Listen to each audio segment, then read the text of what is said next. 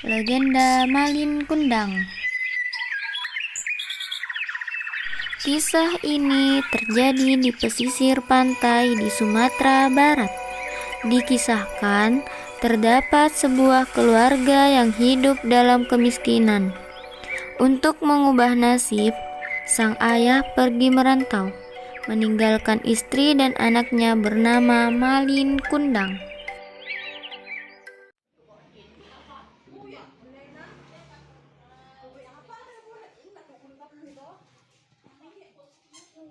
Bu, kayaknya ayah ingin merantau deh ke negeri seberang. Tapi ya, Mau gimana lagi? Jalan satu-satunya yang ayah bisa lakukan merantau ke negeri seberang untuk mencari uang. baiklah ya, jika itu yang terbaik untuk kita semua. Ayah pun berpamitan kepada ibu. Bu, ayah pergi merantau dulu ya. Jaga dirimu dan anak kita, Malin. Kalau misalkan nanti aku mendapatkan uang banyak, aku akan kembali ke sini. Baiklah ya, aku akan menunggumu di sini hingga kau pulang. Hati-hati ya. Jangan sampai lupakan aku dan anakmu ini. Ayah pun berangkat dengan menggunakan perahu. Ayah Malin tidak pernah kembali ke kampung halamannya, sehingga ibunya harus menggantikan posisi ayah Malin untuk mencari nafkah. Malin termasuk anak yang cerdas, tetapi sedikit nakal. Ia sering mengejar ayam dan memukulnya dengan sapu. Suatu hari ketika Malin sedang mengejar ayam, ia tersandung batu dan lengan kanannya luka terkena batu. Luka tersebut menjadi berbekas di lengannya dan tidak bisa hilang. Karena merasa kasihan dengan ibunya yang banting tulang mencari nafkah untuk membesarkan dirinya, Malin memutuskan untuk pergi merantau agar dapat menjadi kaya raya setelah kembali ke kampung halaman kelak.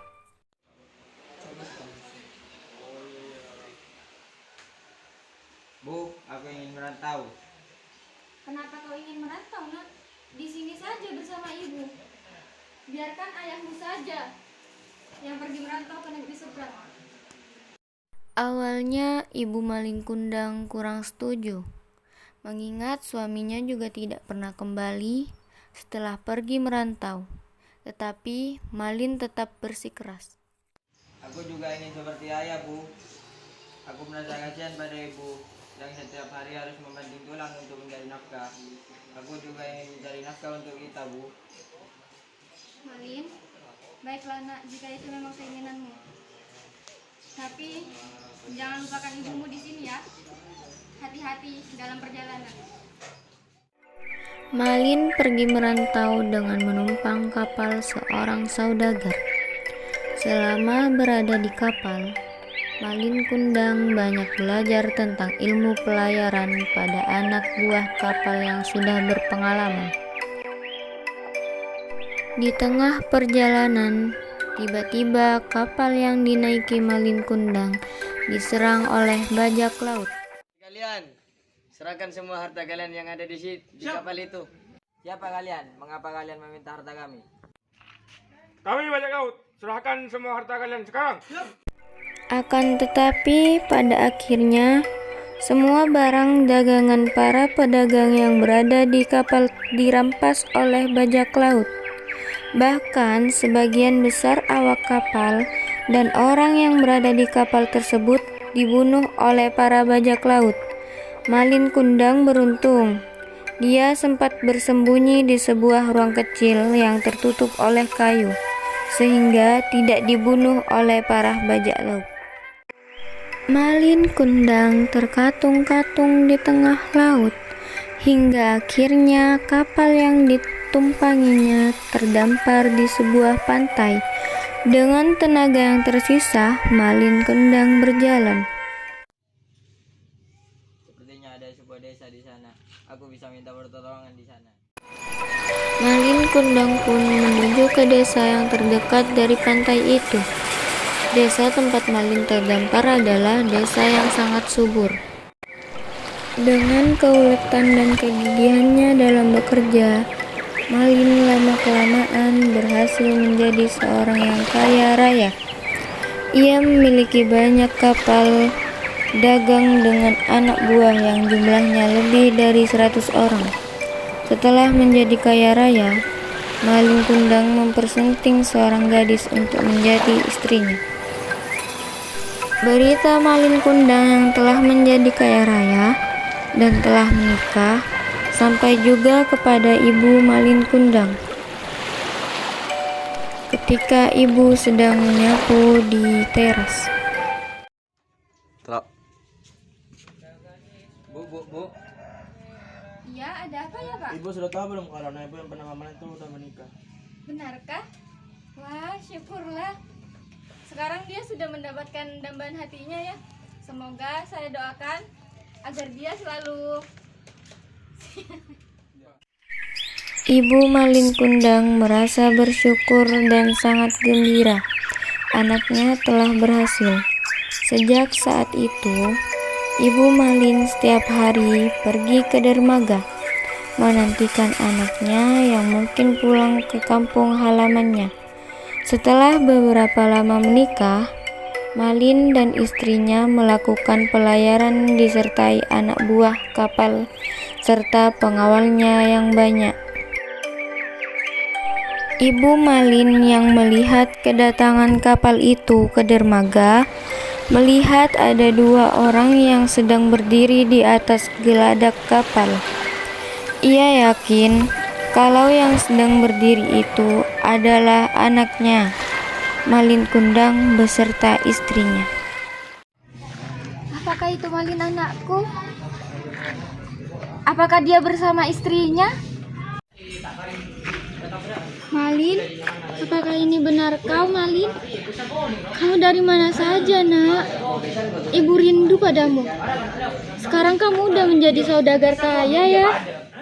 Tetapi melihat wanita tua yang berpakaian lusuh dan kotor memeluknya, Malin Kundang menjadi marah. Meskipun ia mengetahui bahwa wanita tua itu adalah ibunya. Karena dia malu bila hal ini diketahui oleh istrinya dan juga anak buahnya. Malin? Hei Malin, kamu jangan sembarang berbicara. Ini ibumu yang sudah merawatmu dari kecil. Sudah bilang tadi, ibuku sudah meninggal lama, jadi kau jangan mengaku sebagai ibuku. Lalu istri Malin pun bertanya kepada Malin, apakah benar wanita tua itu adalah ibunya? Lalu Malin menjawab, bukan istriku, dia bukan ibuku. Kamu percayalah sama aku. Masa aku berbohong sama kamu? Lalu sang istri pun menjawab, tapi kenapa ya Kang? Kok aku merasa dia adalah ibumu? Lalu Malin pun berkata, percayalah kepadaku istriku. Istrinya mencoba untuk percaya kepada suaminya. Apakah ibu ada bukti kalau itu anak ibu? Ibu Malin pun menjawab dengan percaya diri. Malin mempunyai tanda lahir di lengan sebelah kanannya.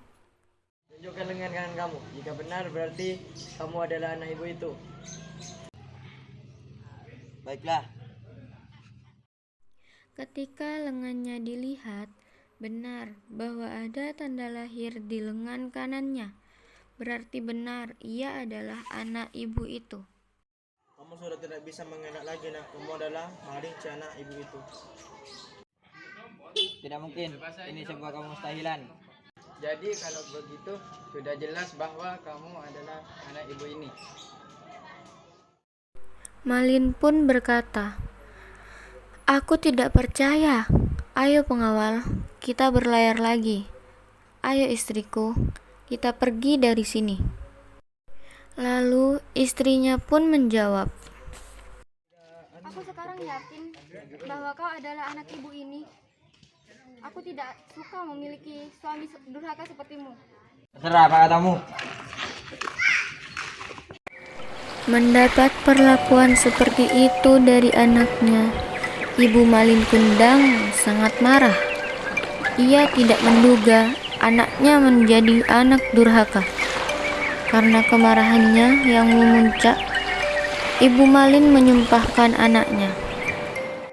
Baiklah, jika kamu tidak mengakui aku sebagai ibumu, aku akan menyumpahkanmu menjadi batu. Walaupun Malin sudah disumpahi oleh ibunya, Malin tetap saja tidak ingin mengakui ibunya.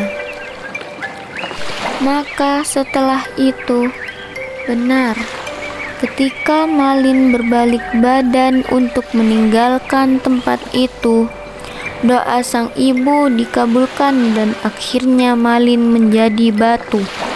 Semua orang langsung terkejut melihat kejadian itu. Begitulah kira-kira akhir dari kisah Malin Kundang. Sebuah cerita legenda yang dapat kita ambil dan petik hikmahnya, dan dapat mengajarkan arti penting seorang ibu. Hikmah yang kita dapat dari cerita Malin Kundang, kurang lebih cerita tersebut mengajarkan kita bahwa seorang anak janganlah mengingkari sang ibu yang telah melahirkan dengan susah payah. Sebab doa seorang ibu yang dipanjatkan dengan kesungguhan hati dan dapat dipastikan selalu menjadi kenyataan. Dan dalam kondisi apapun kita harus hormat dan berbakti kepada orang tua, utamanya ibu, baik dalam susah maupun senang. Kerja keras akan selalu berbuah hasil selama kita terus berusaha dan pantang menyerah. Nilai sosial yang terkandung dalam kisah tersebut: kita harus menghargai orang yang lebih tua, bahkan kita harus menghargai orang tua kita sendiri apapun keadaannya. Dan kita tidak boleh sombong karena harta ataupun apa yang kita punya. Kita harus tetap rendah hati terhadap orang lain. Maka itu saja mungkin yang bisa kami tampilkan. Kurang lebihnya mohon dimaafkan. Jika ada kesalahan kata, kita juga meminta maaf. Untuk hikmah dan nilai sosial, kalian juga bisa menambahkannya sendiri. Baiklah, kami pamit dulu ya. Assalamualaikum warahmatullahi wabarakatuh.